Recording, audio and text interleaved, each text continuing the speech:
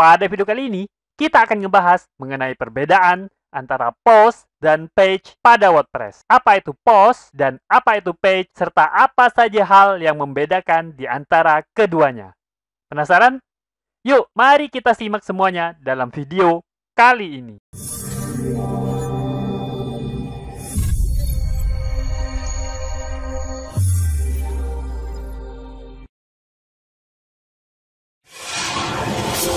Assalamualaikum warahmatullahi wabarakatuh. Ketemu lagi bersama saya, Kanada Kurniawan, dan masih di channel kita, Pro Jasa Web. Pada kesempatan kali ini, kita akan membahas mengenai perbedaan antara post dan page pada WordPress. Pertama-tama kita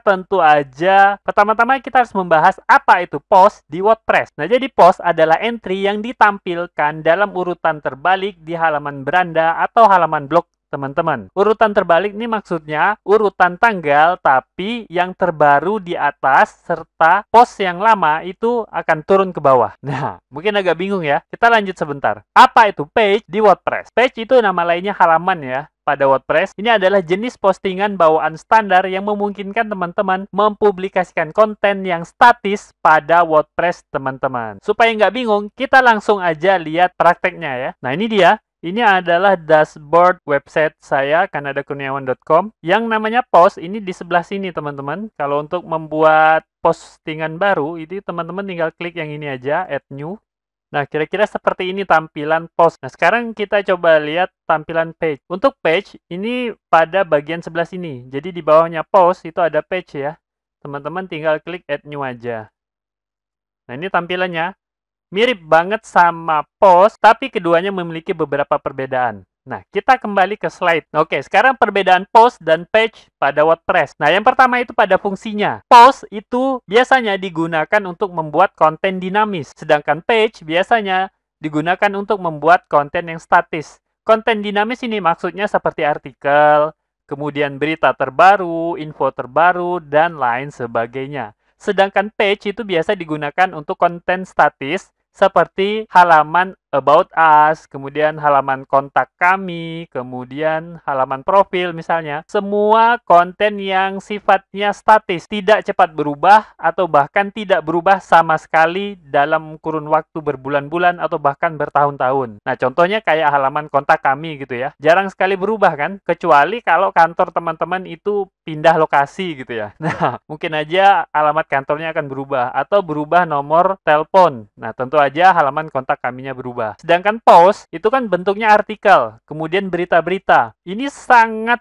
mudah berubah. Bahkan post itu sehari bisa sampai 1 atau 2 post gitu kan, sehari, atau bahkan bisa puluhan. Kalau websitenya berita itu bisa ratusan setiap hari gitu. Jadi fungsinya berbeda, penggunaannya juga berbeda. Selanjutnya, perbedaan yang kedua itu adalah taksonomi.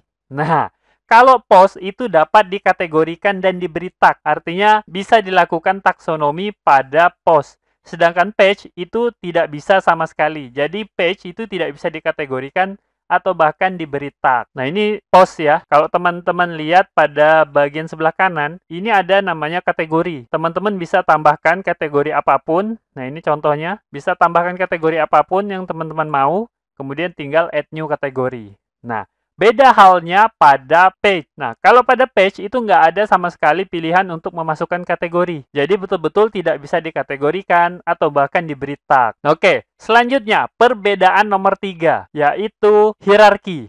Nah, jadi beda antara post dan page itu pada hierarki. Kalau page itu dapat memiliki hierarki, sedangkan post itu tidak memiliki hierarki. Nah, apa maksudnya hierarki? Oke, ini salah satu contoh page yang belum diterbitkan. Nah, ini saya memberi nama page ini contoh, ini asal aja ya. Nah, coba teman-teman perhatikan pada URL-nya. Nah, ini jadi kanadakurniawan.com/contoh. Ini sesuai dengan namanya ya. Sekarang kita coba berikan hierarki. Nah, pada bagian ini, page attribution, teman-teman bisa menentukan parent page. Nah, ini saya contohkan. Parents-nya itu adalah tentang. Kemudian kita coba save draft, jadi belum dipublikasikan ya. Nah, sekarang kita lihat lagi URL-nya. Nah, ini URL-nya berubah, kanadakurniawan.com/tentang/contoh. Nah, jadi bisa teman-teman bayangkan ya, ini bisa berbentuk hierarki. jadi ada sub halaman. Nah, contoh ini karena tadi udah kita setting parent page-nya itu jadi sub halaman tentang. Nah, jadi tentang kemudian contoh. Nah, semoga mengerti ya. Jadi ada sub halamannya. Jadi bisa dibuat hierarki. Nah, saya juga bingung sih jelasinnya seperti apa. Yang jelas dia bisa berbentuk hierarki. Kalau teman-teman bingung atau ada pertanyaan, silakan masukin ke kolom komentar ya. Nah, selanjutnya perbedaan yang nomor 4 itu adalah beranda. Apa maksudnya beranda? Jadi post itu tidak dapat dijadikan homepage atau beranda atau halaman depan dari website teman-teman. Tapi kalau page itu dapat dijadikan homepage atau beranda. Nah, kita langsung masuk ke contoh. Oke, kita udah sampai ke dashboard website saya, kanadakurniawan.com. Teman-teman tinggal masuk ke setting, kemudian ke bagian reading. Nah, teman-teman akan menemukan your homepage display. Teman-teman ini bisa memilih status page atau halaman itu sebagai halaman depan website teman-teman. Nah, ini ya. Saya baru ada satu halaman, jadi halaman tentang. Ini bisa saya jadikan halaman depan. Kalau ini disimpan, maka halaman tentang ini akan menjadi halaman depan kanadakurniawan.com. Ini ya contoh ya. Nah, untuk saat ini, halaman depannya seperti ini. Jadi berupa blog ya. Tulisan-tulisan saya yang diurutkan sesuai dengan waktu terbitnya, dan itu dijadikan halaman depan. Sedangkan ini halaman tentang ya. Nah, ini cuma sedikit aja isinya. Nah, kalau ini kita ubah, ini kita simpan, save misalnya. Nah, ini kita coba akses halaman depan. Nah, tidak berubah ya. Teman-teman bisa lihat sendiri bahwa halaman depannya atau berandanya atau homepage-nya itu berubah menjadi seperti ini. Karena kita jadikan halaman tentang sebagai homepage. Oke, selanjutnya perbedaan nomor 5 yaitu RSS. RSS ini kepanjangannya adalah Really Simple Syndication. Nah, ini adalah fitur yang bisa digunakan untuk berlangganan artikel terbaru pada website teman-teman. Nah, jadi pada RSS ini yang bisa digunakan untuk berlangganan itu hanya post. Jadi, kalau ada page baru, itu nggak akan masuk kepada berita berlangganan.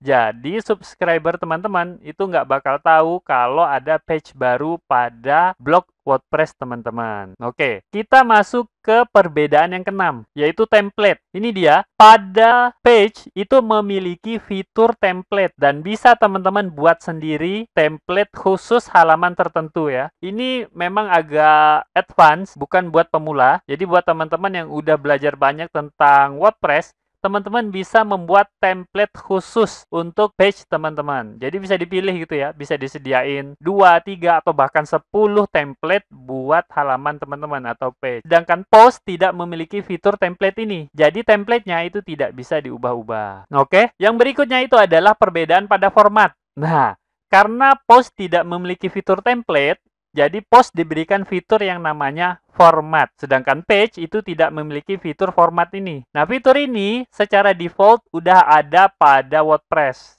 Nah, yuk kita lihat ya tampilannya seperti apa. Nah, ini post. Nah, kemudian kalau teman-teman perhatikan pada bagian ini ada namanya post format. Nah, kemudian kalau teman-teman lakukan drop down, teman-teman klik drop down-nya, ini ada banyak post format yang bisa teman-teman pilih. Nah, ini tergantung dengan tema yang teman-teman gunakan. Kalau teman-teman gunakan tema yang cukup bagus, biasanya masing-masing dari post format ini punya tampilan yang berbeda dan cukup keren gitu kalau teman-teman gunakan.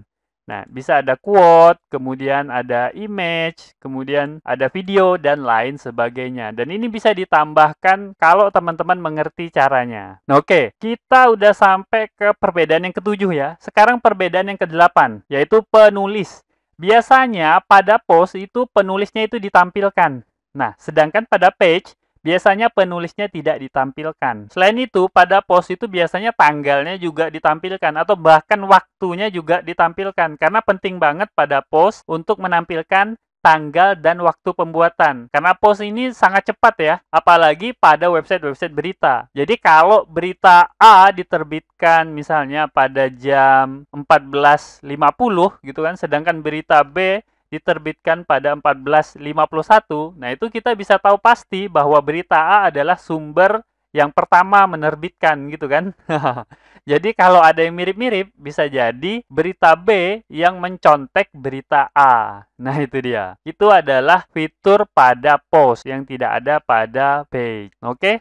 Kita sampai kepada perbedaan yang terakhir, yaitu pada interaksi. Nah, post itu dibuat agar memiliki interaksi yang lebih banyak daripada page. Karena pada post itu biasanya dilengkapi dengan fitur komen dan fitur social share dan fitur yang lain gitu ya. Tapi tidak pada page. Walaupun bisa diaktifkan, tapi umumnya pada page itu tidak memiliki fitur komen atau fitur social share. Dengan adanya fitur komen dan social share pada post itu diharapkan ada banyak pengunjung memberikan komen atau kritik, saran, dan lain sebagainya sehingga bisa memperkuat website teman-teman dan bisa memberikan masukan yang membangun buat website teman-teman. Nah, itu dia 9 perbedaan antara post dan page pada WordPress. Nah, mungkin ada perbedaan-perbedaan lain yang belum saya masukkan. Jadi, buat teman-teman yang mungkin tahu ada perbedaan yang lain, silakan masukin ke kolom komentar ya. Nah, oke.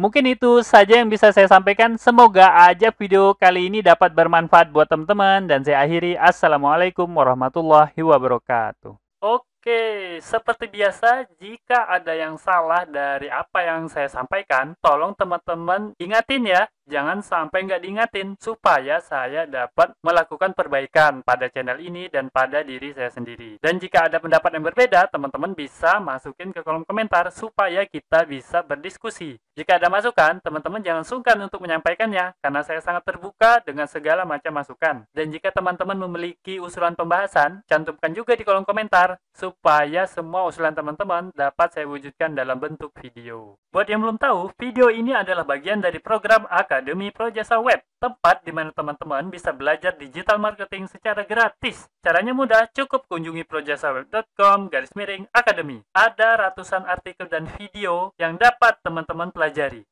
Jika ada pertanyaan mengenai materi, teman-teman tinggal hubungi saya melalui email info@projasaweb.com. Gratis tanpa biaya apapun. Harapannya, dengan program ini, semakin banyak orang yang memahami digital marketing.